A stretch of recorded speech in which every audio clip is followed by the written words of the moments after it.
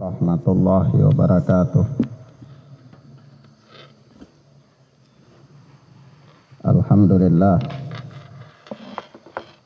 Wassalatu wassalamu ala Rasulillah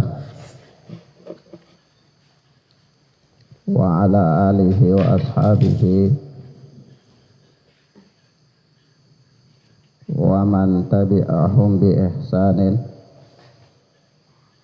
ila yaumiddin. Amma ba'd.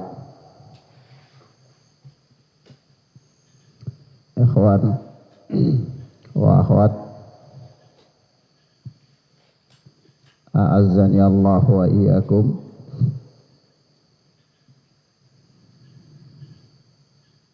Kita lanjutkan pelajaran kita dengan kitab Bulughul Maram min Adillatil Ahkam.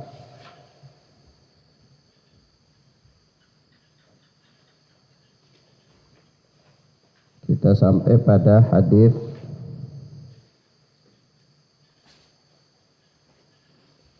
344 dari kitab Bulughul Maram. Tepatnya masih berada pada babu sifatis shalah. Bab keterangan tentang sifat salat Nabi sallallahu alaihi wa alihi wasallam.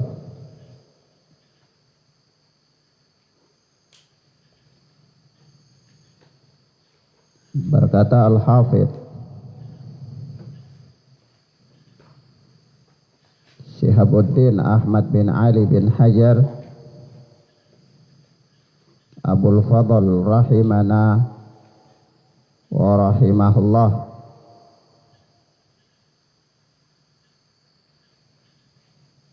wa an Thauban radhiyallahu anhu qala,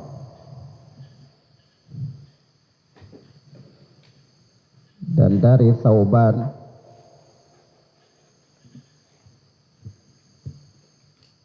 yang Allah telah meridhoinya. Thauban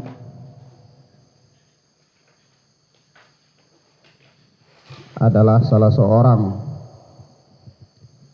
sahabat Nabi sallallahu alaihi wa alihi wasallam.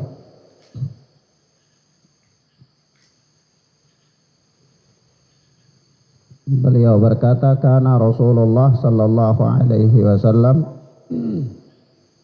idzan sarafa min salatihi istaghfara Allah thalathan.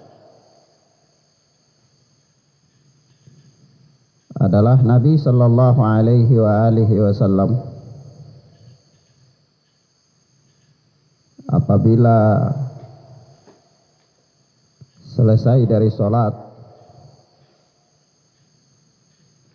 maka beliau memohonkan ampunan kepada Allah sebanyak 3 kali, yaitu beliau mengucapkan astaghfirullah, astaghfirullah, astaghfirullah 3 kali. Waqal, kemudian beliau membaca Allahumma antas salam wa minkas salam tabarakta ya dzal jalali wal ikram. Allahumma antas salam, ya Allah engkau adalah as-salam, yakni pemberi keselamatan. Wa minkas salam, dan dari engkaulah ya Allah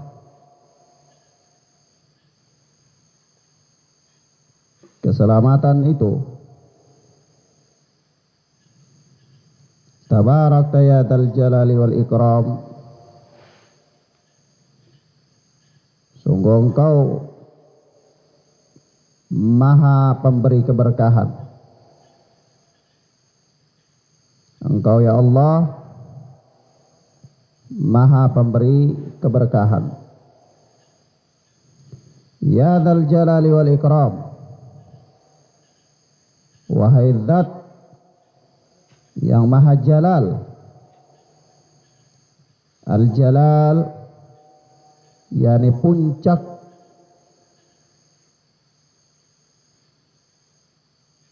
dari segala keagungan dalam segi kekuasaan dan urusan. Al-Jalal ya di puncak keagungan dalam segi kekuasaan dan urusan. Dan Al-Jalal adalah yang agung, yang agung. Allah Subhanahu wa ta'ala adalah zat yang maha agung. Ya Dzal Jalal, wahai zat yang maha agung. Wal Ikram, lagi maha mulia, lagi maha mulia. Naam. Yani Allah Subhanahu wa ta'ala adalah zat yang maha mulia, puncak dari segala kemuliaan, puncak dari segala kemuliaan. Naam. Kata Al-Hafidz rawahu Muslim. Hadis ini diriwayatkan oleh Al-Imam Muslim rahimana wa rahimahullah. Maka dalam hadis yang mulia ini secara umum Tsauban radhiyallahu taala anhu menyebutkan bacaan-bacaan yang dibaca oleh Rasulullah sallallahu alaihi wasallam setelah selesai salat maktubah. Setelah selesai salat al-maktubah, yaitu salat waktu 5 wajib. Salat wajib 5 waktu. Naam. Nah, di antara bacaan-bacaan itu adalah salah satunya ini. Ketika Rasulullah selesai sholat, beliau membaca astaghfirullah, astaghfirullah, astaghfirullah. Pertanyaan, apakah dibaca astaghfirullahal azim ataukah dibaca astaghfirullah wa atubu ilaih? Kita katakan lafaz-lafaz istighfar itu ada beberapa. Seorang dia baca astaghfirullah wa atubu ilaih, itu adalah istighfar juga. Dia membaca astaghfirullah al-azim juga adalah istighfar. Tetapi yang dimaukan dalam hadis ini, bacaan istighfar ba'da salat maktubah hanya terbatas pada kalimat astaghfirullah saja, tanpa ada tambahan apapun. Astaghfirullah, astaghfirullah, astaghfirullah. Naam. Inilah yang dibaca oleh Nabi sallallahu alaihi wasallam. Wa khairal huda huda Muhammad sallallahu alaihi wasallam. Dan sebaik-baik petunjuk adalah petunjuk Nabi Muhammad sallallahu alaihi wasallam. Naam. Lalu ini yang dibaca. Kemudian Allahumma antas salam wa minkas salam, ya Allah engkau adalah pemberi keselamatan. Yani Allah Subhanahu wa ta'ala itu adalah penyelamat dari berbagai macam malapetaka, perubahan kondisi dan penyimpangan. Ala kulli hal, tidak ada zat yang berhak menyelamatkan di sisi Allah Subhanahu wa ta'ala melainkan dengan izin Allah. Allah adalah As-Salam, dan As-Salam adalah merupakan salah satu sifat dari sifat-sifat Allah, sifat yang agung. Begitu pula al-ikram adalah sifat yang agung, sifat yang mulia, yang merupakan sifat-sifat Allah Subhanahu wa ta'ala yang maha tinggi, yang tidak serupa dengan makhluk. Nah, maka ya ikhwan, di sini ada beberapa pelajaran. Pelajaran yang pertama dari hadis yang mulia ini adalah penjelasan sejumlah dzikir setelah sholat 5 waktu. Penjelasan sejumlah dzikir tentang penjelasan sejumlah dzikir yang dibaca setelah sholat 5 waktu. Di antaranya ini, yaitu Rasulullah beristighfar. Itu selesai dari sholat, beliau beristighfar. Astaghfirullah, astaghfirullah, astaghfirullah. Kemudian Allahumma antas salam wa minkas salam, tabarakta rabbana ya dzal jalali wal ikram. Engkau adalah pemberi keberkahan, wahai zat yang maha agung lagi maha mulia. Nah, ringan di lisan, tetapi berat di timbangan kebaikan seorang hamba. Nah, di sini kita beri catatan. Apakah begitu selesai sholat langsung membaca dzikir ini, atau ada dzikir yang lebih duluan daripada dzikir ini? Ala kulli hal, para fuqaha mempunyai pembahasan yang panjang. Namun kalaulah kita memperhatikan beberapa riwayat, maka kebanyakan riwayat mengatakan setelah Rasulullah salam itu beliau beristighfar. Kemudian beliau membaca Allahumma antas salam wa minkas salam, tabarakta ya dzal jalali wal ikram. Ada biasanya orang membaca menambah lafaz tabarakta ya rabbana dzal jalali wal ikram. Ini lafaz yang disusupi, ya. Disusupi tambahan di dalam lafaz hadis. Tidak ada tambahan itu dalam lafaz hadis. Sebaik-baik petunjuk adalah petunjuk Rasulullah sallallahu alaihi wasallam. Ya, jangan tambah. Karena ini zikir ini telah ditetapkan oleh Rasulullah. Ya. Zikir ini telah ditetapkan oleh Rasulullah, maka tidak boleh menambahnya. Sama seperti lafaz sayyidina pada kata Nabi sallallahu alaihi wasallam. Orang membaca Allahumma salli ala Muhammad wa ala ali Muhammad. Orang membaca Allahumma salli ala sayyidina Muhammad wa ala alihi sayyidina Muhammad. Itu tambahan kata sayyidina. Kita katakan dalam sholat tidak boleh ada tambahan tersebut. Tidak boleh. Karena bacaan dalam sholat itu telah ditetapkan oleh Nabi sallallahu alaihi wasallam. Adapun kalau di luar, tidak ada masalah di luar sholat. Boleh saja tambah, karena ini perkara yang luas. Kalau seorang dia bersalawat di luar daripada sholat, kalau dia menambah kata sayyidina, tidak ada masalah. Boleh saja, tidak apa-apa. Tapi kalau dia masuk dalam bacaan sholat, salawat di akhir daripada sholat, tahiyat, tasyahud, maka ini tidak boleh. Kenapa? Karena bacaannya telah ditetapkan oleh Nabi sallallahu alaihi wasallam tanpa ada kalimat sayyidina. Nah, begitu pula ini.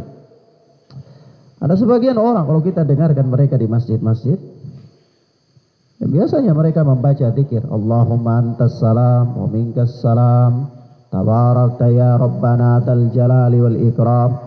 Tambahan ini adalah tambahan yang tidak terdapat dalam hadis. Ya. Cukup saja tabarakta rabbana, itu tidak ada kata rabbana. Ini sudah tabarakta ya dzal jalali wal ikram. Nah, sebagaimana datang dalam hadis yang dikeluarkan oleh Imam Muslim rahimana wa rahimahullah dalam sahihnya yang dinukil oleh Al-Hafidh dalam Bulughul Maram ini. Nah, kalau kita memperhatikan sejumlah riwayat, maka begitu Rasulullah salam, Rasulullah baca dzikir ini. Nah, namun di sana hemat saya ada di dalam Sahih Bukhari atsar daripada Ibnu Abbas radhiyallahu taala anhuma yang mengatakan Rasulullah sallallahu alaihi wasallam mengakhiri salatnya itu dengan takbir. Dengan apa? Takbir. Itu begitu Rasulullah insarafa min salatih, Rasulullah berpaling dari salatnya itu, begitu salam berpaling beliau bertakbir, Allahu akbar, Allahu akbar, Allahu akbar, 3 kali dengan suara yang kuat. Disebutkan oleh Al-Imam Bukhari rahimahullah di dalam sahihnya. Maka apa yang saya yakini setelah mengamati riwayat-riwayat ini, maka bacaan yang paling pertama setelah salam itu adalah Allahu Akbar, takbir. Takbir sebanyak 3 kali. Kemudian setelah takbir, berdasarkan riwayat-riwayat yang kuat, maka mendahulukan bacaan istighfar. Kemudian Allahumma antas salam wa minkas salam. Setelah itu sudah tidak ada urutan. Ya. Tidak ada urutan. Mana yang harus duluan dan mana yang harus belakangan, itu tidak ada urutan. Ala kulli hal, perkara ini luas. Ya. Nah, ya kalau kita hanya saja kalau kita memperhatikan riwayat-riwayat, maka Rasulullah sallallahu alaihi wasallam itu mendahului takbir, kemudian istighfar, kemudian Allahumma antas salam. Ya, itu sabit. Riwayat menunjukkan, mensinyalir, mengisyaratkan akan hal tersebut. Wallahu ta'ala a'lam bis-shawab. Takbirnya itu keras. Apakah disunnahkan takbir dengan suara yang pelan atau ke suara yang keras? Ya, kita katakan takbir dengan suara yang keras. Ya. Nah, tidak sama seperti di masjid kita ini. Selesai sholat itu kayak orang bisu, tidak ada takbir. Ya. Kalau di negeri Yaman itu gemuruh takbir. Di markis-markis di Darul Hadith negeri Yaman, begitu selesai salat, imam salam, kedengaran gemuruh takbir. Ya, masing-masing orang bertakbir dengan suara yang keras. Tapi karena banyak orang, jadi suaranya kuat. Nah, ini yang ada dalam riwayat. Ada dalam riwayat. Ya, sebagaimana Ibnu Abbas ketika itu sholat di belakang saf yang paling akhir. Tapi dia mampu mendengar takbir Rasulullah dan para sahabat yang ada di depan. Ya, maka para fuqaha mengatakan setelah selesai sholat itu gemuruh suara takbir di dalam Masjid Nabawi. Ya. Nah, jadi ini sunnah Rasulullah sallallahu alaihi wasallam. Nah, buktinya apa? Setelah itu Rasulullah membaca zikir yang lain semuanya dengan suara yang pelan. Ya, semuanya dengan suara yang pelan. Maka ini menunjukkan bahwa Rasulullah mengkhususkan takbir itu dengan suara yang jahar. Ya. Kenapa? Ya, salah satu faedahnya kata para ulama adalah memberitahukan bahwa Rasulullah itu telah keluar dari sholatnya. Sudah selesai sholat. Dulu kan tidak ada mikrofon. Ya. Tidak ada megafon, tidak ada pengeras suara. Jadi Rasulullah salam di depan, kalau manusia banyak itu ke belakang, ya tidak dengar. Ya. Coba antum bayangkan orang-orang yang hadir ikut dalam perang Badar saja itu 300 orang, 310, 315, ya katakan 300 ya, yang ikut dalam perang Badar. Nah coba 300 itu datang sholat di masjid, banyak tidak? Ya banyak, itu paling sedikit itu, paling sedikit. Dan para sahabat kan sholat berjamaah di masjid, ya. Maka semuanya 300 datang sholat berjamaah di masjid, banyak, ya kan? Nah begitu banyak, ya, Rasulullah salam secara manual nggak kedengaran, maka bertakbir. Sehingga saf yang di belakang masih nunggu-nunggu sudah sholat apa belum. Kalau sudah dengar gemuruh takbir, oh iya ini sudah selesai. Dia salam. Ya, ya, salam. Ya kan? Nah, ya kenapa? Karena tidak ada ketentuan bahwa salamnya makmum itu tidak ada batasan bahwa harus bagaimana kan? Tidak ada. Ya, ala kulli hal imam salam, ya sudah makmum salam. Maka di situ ada dua pendapat di antara para ulama. Pendapat yang pertama, imam setelah salam ke kanan, begitu dia mau salam ke kiri baru makmum salam ke kanan. Pendapat yang kedua, tidak, dia tunggu sampai imam selesaikan kedua-dua salamnya. Imam salamnya ke kanan, kemudian imam salam ke kiri, baru dia salam. Ya. Nah, ala kulli hal boleh yang ini dan boleh yang itu. Ya, perkara ini luas. Ya, perkaranya luas. Nah, meskipun sebagian ulama menguatkan pendapat yang mengatakan ya, kalau dia salam ke kanan, ya sebelum pas dia mau salam ke kiri, imam makmum salam ke kanan itu sudah cukup ya. Kenapa? Ya karena ada kemungkinan orang-orang yang berpendapat bahwa salam ke kiri itu adalah bukan wajib, dia sunnah, ada yang tidak melakukan salam ke kiri. Ya, itu dia salam satu kali saja ke kanan, langsung dia sudah berangkat. Dan Anda sendiri pernah menyaksikan ada orang seperti itu. Ya tapi memang sah saja sholat dia kan, sah saja. Nah, meskipun dia meninggalkan sunnah, dia tidak mendapatkan keutamaan pahala sunnah. Nah, atau bisa jadi ada orang dia salam ke kanan, pas begitu selesai salam ke kanan dia kentut, ya kan? Sudah, gimana sholatnya? Ya sah saja sholatnya, sah saja. Dia sudah keluar dari sholatnya. Sholat ke kiri bukan suatu kewajiban. Meskipun sebagian ulama mengatakan dua-dua salam ini adalah wajib, harus ke kanan dan harus juga ke kiri begitu. Itu pendapat sebagian ulama. Namun pendapat jumhur mengatakan salat ke kiri itu yustahab, salam ke kiri itu yustahab, ya. Dia bukan wajib, dia juga bukan rukun. Nah, malah pendapat Imam Abu Hanifah dan yang lainnya malah mengatakan boleh orang keluar dari salat itu tanpa salam. Di situ dia selesai tasyahud langsung dia minum air, sudah dia jalan pergi. Iya kan? Ya, pendapat lebih gharib lagi ya, lebih aneh lagi. Nah, maka ala kulli hal ini bukan pembahasannya, tapi ana ingin mengisyaratkan tentang perkara ini. Ya, maka wajar saja kalau para sahabat itu begitu Rasulullah Sallallahu Alaihi Wasallam selesai salat, ya beliau bertakbir. Kadang-kadang yang di belakang tuh belum tahu ini sudah selesai apa belum. Ya, maka dari itu kalau mereka dengar oh sudah gemuruh takbir 1, 2, 3 saf pertama, kedua, ketiga, oh ya di belakangnya sudah ikut salam. Nah ini artinya ya dia terlambat sama sekali kan, dia terlambat sekali. Nah, tapi ini bukan syarat, sah saja salat.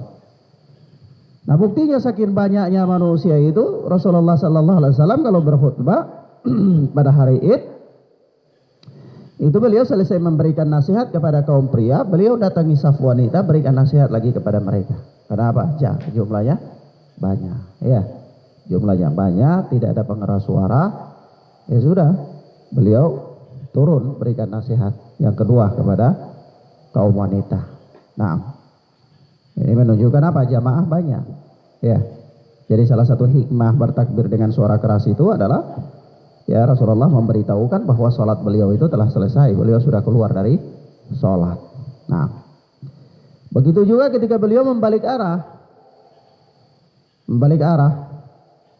Ya, sebagian para fuqaha memberikan hikmah bahwa ya Rasulullah itu tidak lama-lama ketika selesai salam itu Rasulullah tidak duduk lama menghadap ke arah kiblat, beliau langsung balik arah. Ya, ada yang mengatakan seukuran membaca Allahumma antas salam, ya, nah dan seterusnya kemudian beliau balik. Ya, apa maksudnya? Salah satu hikmahnya menunjukkan juga bahwa beliau itu sudah selesai sholat, ya, sudah selesai sholat. Baik. Kemudian faedah yang kedua dari hadis yang mulia ini,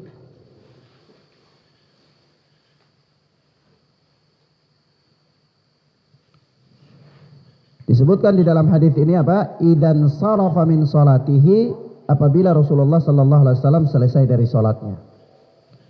Maka yang dimaksudkan dengan selesai dari sholat di sini adalah ketika beliau selesai salam. Ya, jadi bukan insarafa, ya, ini beliau berpaling. Ya, di beliau apa putar arah baru kemudian beliau baca ini, bukan.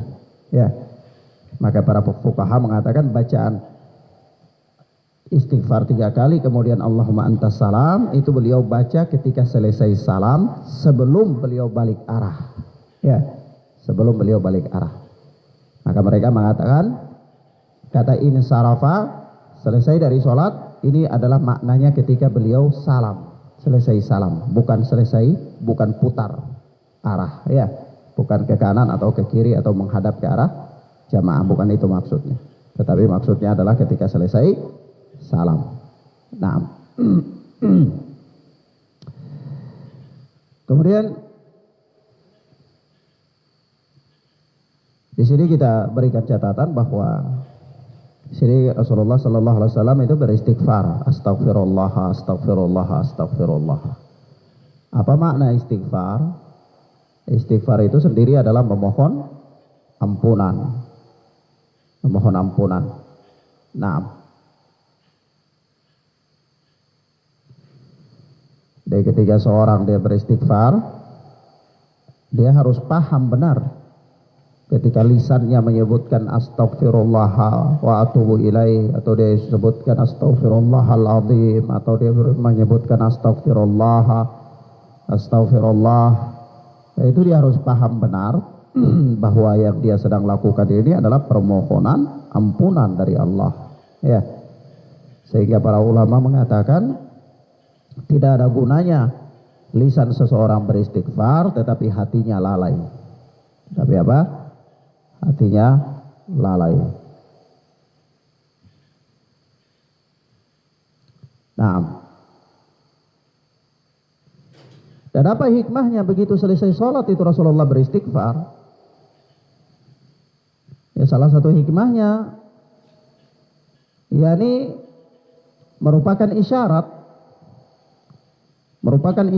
bahwa seorang hamba tidak akan mampu melaksanakan hak peribadatan kepada Allah Tabaraka wa Ta'ala secara sempurna. Seorang hamba dia tidak akan mampu melaksanakan suatu peribadatan kepada Allah secara sempurna. Ya, dalam hal ini misalnya sholat, ya tidak bisa. Karena bisa jadi saja dalam sholatnya itu dia lalai. Ya, kehusuannya mungkin terganggu pas dia sedang sholat, atau begitu dia sholat mungkin sujudnya tidak sempurna, atau rukunya tidak sempurna, dan seterusnya. Maka begitu dia selesai daripada sholat itu dia beristighfar. Ya, dia beristighfar. Kenapa? Ya, karena ketidakmampuan dia dalam melaksanakan perintah, dalam hal ini adalah sholat, dengan sempurna. Ya, nah. Kemudian akhwana fiddin azani Allah wa iyyakum.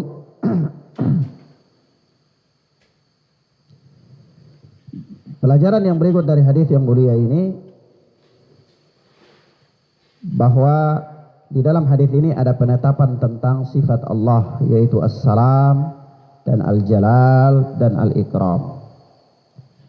Yang ketiga nama ini adalah nama yang agung dan apa?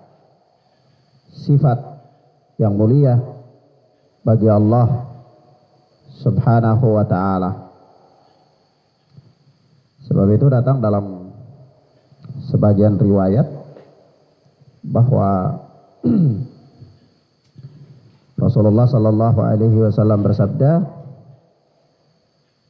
alidhu biyadal jalali wal ikram. Ini alidhu yakni mohonlah dengan kalimat yadal jalali wal ikram. Yadal jalali wal ikram. Seorang dia ketika berdoa kepada Allah, memohon kepada Allah Azza wa Jal, maka dia apa? Membaca, dia boleh berdoa kepada Allah dengan kalimat-kalimat yang agung, nama-nama dan sifat-sifat Allah. Ya, di antaranya ini ya dal jalali wal ikram. Ya. Nah,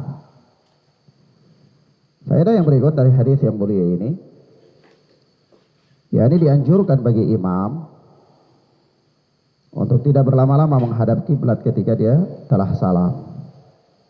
Ketika dia tidak telah salam itu, dia tidak berlama-lama menghadap kiblat. Nah, ketika dia selesai membaca zikir, ya,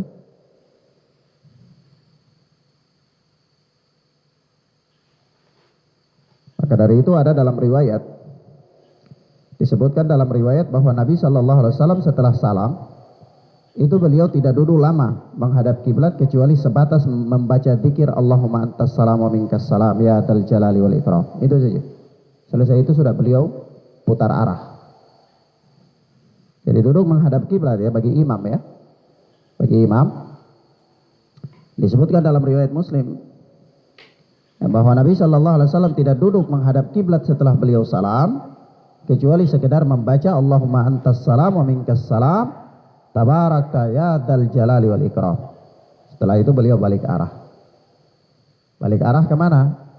Ya, riwayat-riwayat yang paling banyak itu mengatakan balik arah menghadap ke arah jamaah. Ke arah apa? Jamaah, ke depan. Nah, namun tidak ada dosa dan tidak ada larangan menghadap ke kanan atau menghadap ke kiri. Sebagaimana penjelasan Al-Allamah Ibnu Qayyim Al-Jauziyah dalam Zadul Ma'ad dan juga dinukilkan oleh Syekh Ibnu Baz rahmatullah alaih bahwa boleh kadang-kadang menghadap ke kanan, kadang-kadang menghadap juga ke kiri. Ya. Nah, ini bagi apa? Bagi imam. Nah, kemudian kita berikan catatan di sini bahwa selesai sholat fardu itu yang ada hanya zikir. Zikir. Zikir-zikir itu diantaranya juga doa ya, tapi diperlakukan sebagai zikir. Nah, dan tidak ada berdoa. Tidak ada orang selesai sholat wajib itu berdoa. Tidak ada riwayat akan hal tersebut. Dan tidak pernah dilakukan oleh Rasulullah maupun para khalifah setelah Rasulullah sallallahu alaihi wasallam. Hal ini berbeda dengan sholat sunnah. Ya, karena selesai sholat sunnah itu tidak ada zikir, yang ada doa. Ya, yang ada doa. Jadi ketika seorang dia selesai sholat sunnah, ya dia dianjurkan berdoa. Berdoa dengan hajat yang dia butuhkan, sesuai dengan kepentingannya, keperluannya. Tidak ada selesai sholat sunnah itu tidak ada zikir-zikir khusus yang dibarengi dengan sholat sunnah. Adapun sholat wajib adalah zikir atau wirid. Meskipun di dalam zikir-zikir dan wirid-wirid itu ada doa-doa, ya doa. Tetapi dia diperlakukan seperti zikir, ya. Dia diperlakukan seperti zikir, bukan seperti doa. Nah, sama seperti ketika seorang dia masuk kamar mandi dia membaca doa Allahumma inni a'udzubika minal khubuthi wal khaba'ith. Atau menurut orang yang mengatakan riwayat sahih ya, dia keluar dari kamar mandi ya, dia membaca kufronaka, meskipun ada sebagian ulama mengatakan riwayat ini dhaif ya. Jadi keluar kamar mandi itu ya diam saja. Nah, sebagaimana ya guru ana Syekh Muhammad Hizam hafizana wa hafizahullah, beliau menganggap riwayat ini dhaif. Nah, adapun bagi orang yang menganggapnya sahih seperti Al-Allamah Albani rahmatullah alaih, ya sudah keluar dari kamar mandi membaca kufronak. Atau seperti doa ketika dia hendak tidur, atau doa ketika selesai berwudu, ya. Ya doa-doa ini semua diperjalankan seperti zikir, diperlakukan seperti apa? Zikir. Ya. Jadi bukan seperti doa, tapi seperti apa?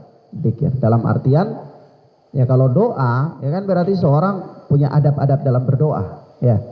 Misalnya dia mengangkat tangan, menghadap kiblat, ya kan? Ini adab-adab dalam berdoa. Tapi zikir-zikir ini tidak perlu seperti itu, ya. Tidak perlu seperti itu. Karena apa? Ya karena dia diperlakukan seperti zikir, bukan seperti doa. Ya, paham ya? Nah, maksudnya demikian. Wallahu ta'ala a'lam bis-shawab. Kemudian selanjutnya berkata Al-Hafidz Ibnu Hajar Asqalani rahimana wa rahimahullah,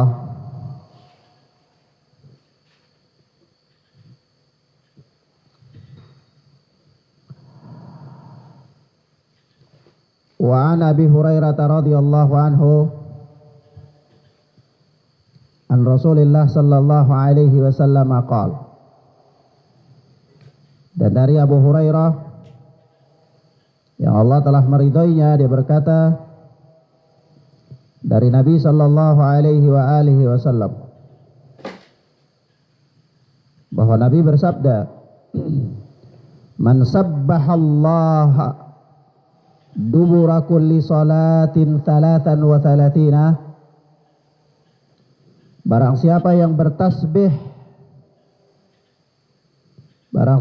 bertasbih, yaitu mengucapkan subhanallah, mengucapkan subhanallah di belakang setiap sholat, yakni ketika setelah selesai sholat 5 waktu, Talatan wa talatina, sebanyak 33 kali. Barang siapa yang mengucapkan tasbih setiap selesai sholat 5 waktu sebanyak 33 kali, wa hamidallaha talatan wa talatina, dan dia bertahmid, yaitu mengucapkan alhamdulillah sebanyak 33 kali, wa kabbarallaha talatan wa talatina,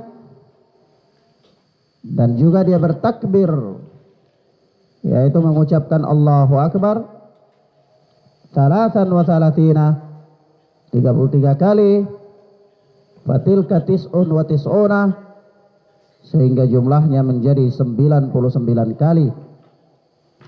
Jumlahnya menjadi 99 kali. Wa qala tamamal mi'ah, la ilaha illallah wahdahu la syarikalah, lahul mulku wa lahul hamdu wa huwa ala kulli syai'in qadir. Lalu dia melengkapkannya menjadi 100. Dia apa? Menggenapkannya menjadi 100 dengan kalimat la ilaha illallah wahdahu la syarikalah, lahul mulku wa lahul hamdu wa huwa ala kulli syai'in qadir. Ini tidak ada sesembahan yang berhak disembah kecuali Allah. Wahdahu la syarikalah, penegasan bahwa tidak ada syarikat bagi Allah. Lahul mulku, baginya segala kerajaan, seluruh kerajaan. Walahul hamdu, dan baginya segala pujian. Wa huwa ala kulli syai'in qadir, dan Allah Azza wa Jal adalah maha kuasa atas segala sesuatu. Gufirat khatayahu walau kanat mithla zabadil bahar. Maka kata Nabi SAW, kalau dia mengucapkan ini setelah selesai sholat 5 waktu, yakni setiap selesai dia sholat wajib, selesai sholat duhur, asar, maghrib, isya, subuh, setelah selesai sholat 5 waktu dia baca ini, dan dia bertasbih 33 kali, dia mengucapkan alhamdulillah 33 kali, dia mengucapkan Allahu Akbar 33 kali, lalu dia lengkapi dengan kalimat la ilaha illallah wahdahu la syarikalah, lahul mulku wa lahul hamdu wa huwa ala kulli syai'in qadir. Gufirat khatayahu walau kana mithla zabadil bahar. Niscaya akan diampuni dosa-dosanya walaupun dosanya itu sebanyak buih di lautan. Sebanyak apa? Buih di lautan. Kata Al-Hafidz, rawahu Muslim. Wa fi riwayatin ukhra anna takbira arba'un wa thalathura. Kata Imam Al-Hafidz, hadis ini diriwayatkan oleh Imam Muslim.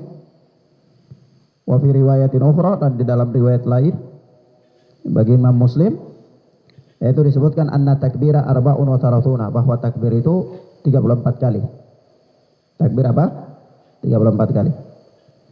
Namun kita katakan ya ikhwan, takbir 34 kali ini dia mempunyai faedah yang lain, ada dalam lafadznya ya, lafadz hadisnya.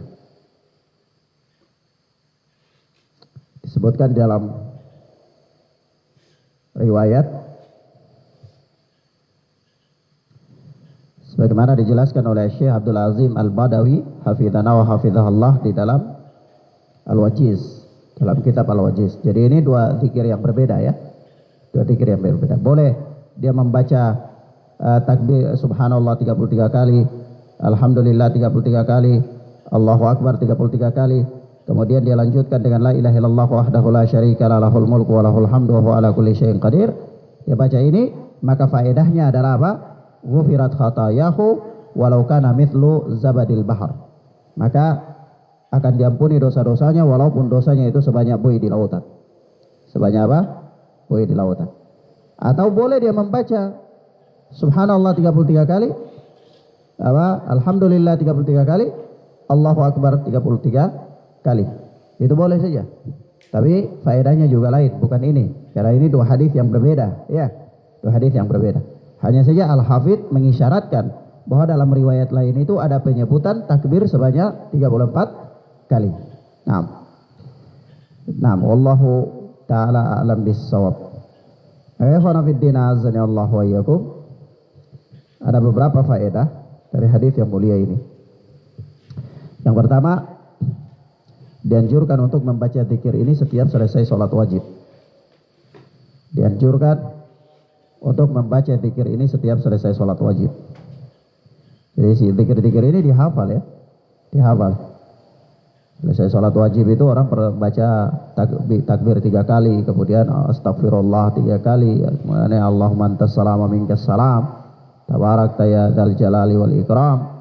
Kemudian baca zikir ini subhanallah 33 kali, alhamdulillah 33 kali, Allahu akbar 33 kali. Kemudian apa? Dilengkapi dengan la ilaha illallah wahdahu la syarika lah lahul mulku wa lahul hamdu wa huwa ala kulli syai'in qadir.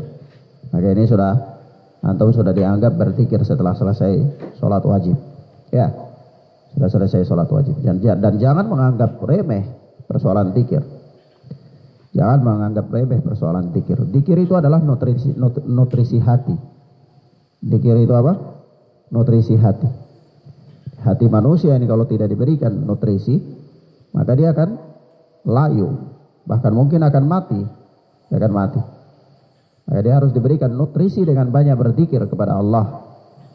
Ya bukan berarti membuat zikir-zikir yang baru ya. Tetapi zikir-zikir yang tersebut dalam hadis. Banyak sekali zikir ini. Ya. Seorang dia keluar rumah ada zikirnya, masuk rumah ada zikirnya, masuk masjid ada zikirnya, keluar masjid ada zikirnya, masuk kamar mandi ada zikirnya, tidur ada zikirnya, makan ada zikirnya, selesai makan ada zikirnya. Ya.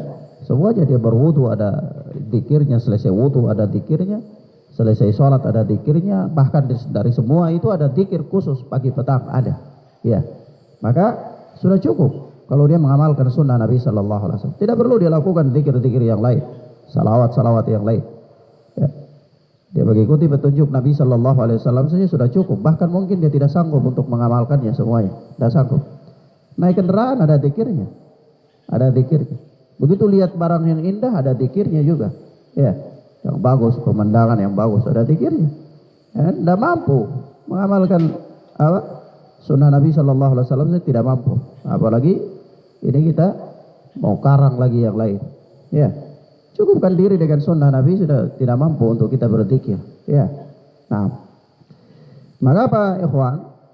Sekali lagi, ya di sini zikir ini disunnahkan, dianjurkan ya untuk dibaca setiap kali selesai sholat wajib. Setiap kali selesai sholat wajib. Nah, ini penting sekali. Penting sekali. Seorang itu bertameng dengan zikir. Zikir itu adalah hisnul muslim, perisai, benteng bagi seorang muslim. Dia memperbanyak zikir, lisannya sibuk dengan berzikir kepada Allah. Begitu juga dia berkendaraan. Kalau dia berkendaraan, dia berzikir, tumpangannya itu adalah malaikat. Nah, kalau dia berkendaraan tapi dia bernyanyi atau dia putar musik-musik, tumpangannya apa? Syaitan. Tumpangannya syaitan. Nah, ini bahaya ya. Bahaya. Waliyadzubillah. Makanya ikhwan fillah azza Allah wa iyyakum. Karena berikan catatan bahwa hendaklah seorang muslim membentengi dirinya dengan zikir. dia melazimkan lisannya dengan zikir.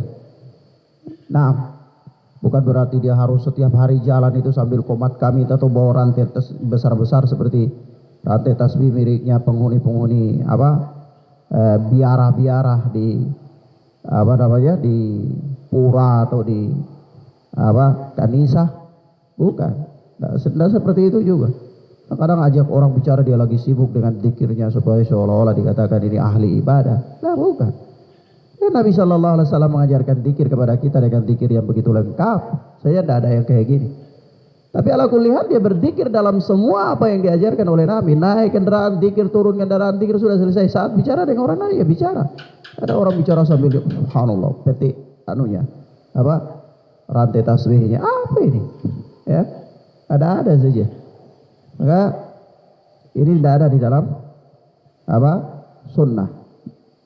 Ghairu thabit, tidak sahih dalam petunjuk Nabi Sallallahu Alaihi Wasallam yang demikian. Bahkan tasyabbuh, ya menyerupai apa? Oh apa nih? Itu? Buddha itu, ya. Buddha punya rantai tasbih itu besar-besar sekali. Nah, gantung di leher itu, masya Allah ya. Atau sambil subhanallah ya. Nah, ini tasyabbuh, ya tasyabbuh, menyerupai orang-orang kafir, Nah, dan apa kita katakan lagi bahwa zikir itu nutrisi hati. Allah Subhanahu wa taala berfirman, "Ala bi dzikrillah tatma'innul qulub." Ketahuilah dengan berzikir kepada Allah hati itu menjadi tenang.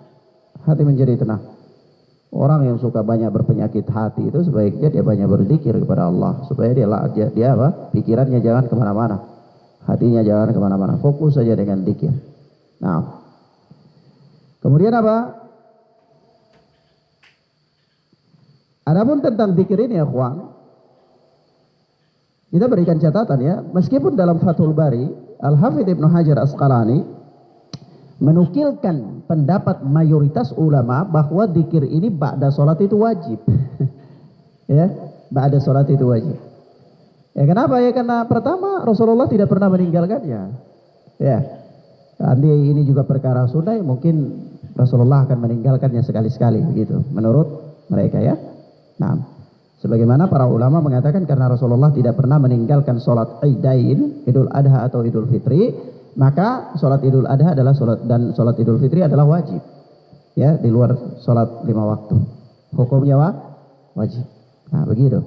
Nah, Rasulullah tidak pernah meninggalkannya. Nah, ala kulli hal kita kembali ke sini ke zikir ini.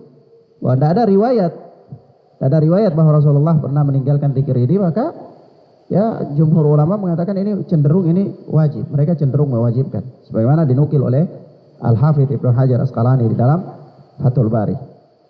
Di samping itu ada riwayat marfu, dari Ka'ab bin Izzah, Nah, yang diriwayatkan oleh Imam Muslim rahimahullah bahwa ditetapkan pada sholat wajib. Nah, bahwa bacaan zikir ini ditetapkan pada sholat wajib. Ala kulli hal ya, terlepas dari khilaf para ulama ini wajib atau bukan wajib. Ya, tetapi seorang muslim hendaklah dia memperbiasakan dirinya dengan apa? Berzikir kepada Allah. Ya. Nah, tidak lama dia duduk berzikir, tidak lama. Ya, sebentar saja. Cuma baca beberapa zikir selepas sholat itu tidak lama. Tidak sampai 5 menit. Iya, seorang berzikir. Maka seorang dia hendak memperhatikan perkara yang demikian ini. Nah, yang berikut, faedah yang berikut, bahwa zikir ini adalah salah satu zikir yang dapat menggugurkan dosa-dosa seseorang. Zikir yang dapat menggugurkan dosa-dosa seseorang. Bahkan disebutkan oleh Nabi Shallallahu Alaihi Wasallam, walau kana mitla zabadil bahar.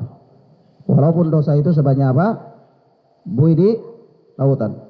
Walau kanat mitla zabadil bahar, walaupun dosa-dosa yang dilakukan itu sebanyak buih di lautan. Ini saking banyaknya, masya Allah ya, saking banyaknya dosa yang dilakukan. buih di lautan. Berapa banyak buih di lautan itu, ya? Saking banyaknya, tidak mampu dihitung, tidak mampu dihitung. Tapi apa? Digugurkan oleh Allah Subhanahu wa taala dengan apa? Amalan yang ringkas, amalan yang ringan, amalan yang ringan. Maka ini juga apa? Menunjukkan kepada kita bagian dari kasih sayang Allah Subhanahu wa taala kepada manusia. Ya. Kasih sayang Allah Subhanahu wa taala kepada manusia, tentunya kepada kaum mukminin, kepada kaum mukminin. Allah Azza wa Jalla mensyariatkan kepada mereka amalan-amalan yang ringan bagi mereka untuk menghapus dan menebus kelalaian-kelalaian mereka yang begitu banyak. Ya. Karunia Allah, karunia Allah. Maka kita katakan, ya ikhwan, kita katakan bahwa kalau hanya bermodalkan amal soleh, manusia ini tidak akan sanggup untuk beramal, ya, tidak akan sanggup untuk beramal untuk mendapatkan apa? Karunia Allah. Tidak akan sanggup. Apalagi untuk menghayal-hayal beramal masuk surga. Amalanmu terlalu sedikit, sementara dosamu terlalu banyak, ya, kemaksiatanmu terlalu banyak. Jadi ada kadang-kadang kita menghayal orang sudah beramal banyak, saya sudah beramal ini, sudah beramal ini, sudah beramal ini, saya tidak perlu itu lagi, tidak perlu itu lagi, tidak perlu ini lagi, karena saya sudah melakukan ini dan itu. Maka kita katakan, ya fulan, terlalu sedikit amalmu. Kalau seandainya seluruh umurmu ini yang kau pakai untuk beribadah kepada Allah sejak dari engkau lahir sampai engkau wafat, itu pun tidak seimbang dengan karunia Allah Subhanahu wa taala pada dirimu. Rahmat yang Allah berikan padamu belum lagi seimbang dengan dosa-dosamu, belum. Baru apa? Baru dengan rahmat Allah saja itu sudah tidak seimbang. Sudah apa? Tidak seimbang. Apalagi mau dipotong dengan dosa-dosamu, kemaksiatanmu terlalu banyak, terlalu banyak.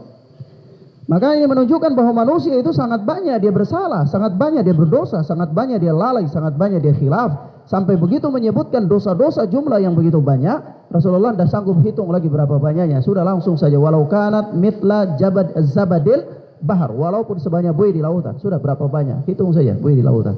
Ya. Nah, saking banyaknya. Saking apa? Banyaknya. Tapi Allah Maha Rahman, ya. Allah Maha kasih sayang terhadap hamba-hambanya. Allah sangat lembut kepada hamba-hambanya. Sampai-sampai Allah itu tidak suka mencabut nyawa seorang muslim karena menyakiti dia. Ya. Begitu saking sayangnya Allah kepada hamba-hambanya. Nyawa dicabut itu kan sakit. Ya. Sementara orang ini Allah sayang dengan dia, rahmati dia. Allah tidak mau kalau menyakiti dia. Tapi memang ajal itu datangnya dia harus dicabut. Ya. Nah, makanya khawanafiddin azani Allah wa iyyakum. Ya, kita katakan bahwa ini adalah salah satu zikir yang dapat menggugurkan dosa-dosa seseorang. Dapat menggugurkan dosa-dosa seseorang. Nah, kita berikan catatan di faedah ini. Catatan yang pertama, bahwa amal-amal soleh itu dapat menggugurkan dosa. Secara umum, ya, amal-amal saleh secara umum dapat menggugurkan dosa. Nah, sebagaimana Allah Subhanahu wa Rasulullah sallallahu alaihi wasallam berfirman, "As-salawatul khams wal jum'atu ila al-jum'ah wal ramadanu ila ramadana mukaffiratun lima bainahunna idza ijtanabal kaba'ir." Ya, ada lafaz yang mengatakan idza ijtanabal kaba'ir, ada yang mengatakan idza ijtunibal kaba'ir. Nah, yaitu apa? As-salawatul khams, salat yang 5 waktu, kemudian al-jum'atu ilal jum'ata, kemudian ar-ramadanu ila ramadana, al-jum'atu ilal jum'ati, war ramadanu ila ramadana, mukaffiratun lima bainahunna. Adalah penggugur dosa bagi orang-orang yang melakukan kemaksiatan di antara waktu tersebut. Idza ijtanabal kaba'ir, apabila dia meninggalkan dosa-dosa besar. Ya. Jadi ini menunjukkan amal soleh itu menggugurkan dosa. Ya, amal saleh menggugurkan dosa. Begitu pula dalam riwayat lain seperti apa? Seorang dia berwudu, tidaklah tetesan-tetesan air wudu sampai terakhir menetes dari tangannya melainkan keluar bersamanya dengan dosa-dosa yang dilakukan oleh tangannya. Begitu juga matanya, ya, pada wajahnya, pada kakinya, ya, maka keluar dosa bersamaan dengan dosa-dosa yang dilakukan oleh langkah kakinya, ya. Nah, dan seterusnya. Begitu juga baca Quran, ya. Baca Quran, bersedekah, ya, dan seterusnya. Amal saleh ala kulli hal itu dapat menggugurkan dosa-dosa. Catatan yang kedua, dosa-dosa yang digugurkan oleh amal saleh, bahkan dalam dzikir yang disebutkan di sini dalam hadis Abu Hurairah ini adalah dosa-dosa kecil. Adalah apa? Dosa-dosa kecil. Kita katakan dosa-dosa kecil. Nah, ya, kenapa ya, ikhwan? Ya karena dosa-dosa besar tidak bisa digugurkan oleh Allah kecuali dengan taubatun nasuha. Kecuali dengan apa? Taubatun nasuha. Nah, jika dosa-dosa besar itu diampuni oleh Allah dengan taubatan nasuha. Apalagi kalau berkaitan dengan hak manusia, hak orang lain, ya lebih ketat lagi. Ya, telah kita lewati dalam pembahasan Riyadhus Shalihin. Nah, maka demikian akhwana fiddin azani Allah wa iyyakum. Kalau dosa-dosa kecil itu banyak ya, dosa-dosa kecil itu banyak, dan dosa-dosa kecil itu Allah Subhanahu wa taala mempunyai rahmat yang memberikan kepada seorang hamba untuk menggugurkan dosa-dosa itu dengan melakukan amal-amal saleh, ya, melakukan amal-amal saleh. Seperti seorang yang menunggu antara waktu sholat dengan apa? Sholat berikutnya, ya. Nah, dan seterusnya. Baik. Kemudian catatan yang ketiga bahwa